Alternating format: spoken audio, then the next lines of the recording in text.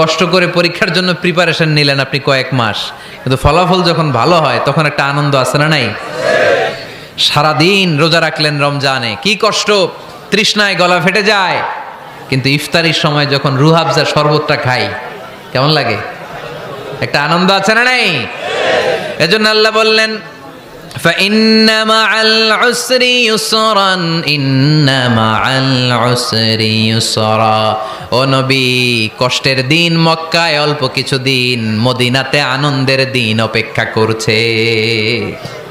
আমাদের জীবনে যদি দুঃখ কষ্ট আসে আমরা ধৈর্য ধরবো, তাওয়াক্কুল করবো একজনের উপর, তিনি কে? কারণ আমরা বিশ্বাস করি কষ্টের দিন এটা চিরকালের জন্য নয়, সামনে আনন্দের দিন আমাদের জন্য সেট করে রেখেছে কে? তাহলে আমরা সূরাতুল ইনশিরাহ থেকে 3টা নেয়ামতের বর্ণনা শুনলাম, বিশ্বনবীকে কি সান্ত্বনা দেয়া হলো সেটা শুনলাম। এবার 2টা গাইডলাইন শুনে তাফসীর আমরা শেষ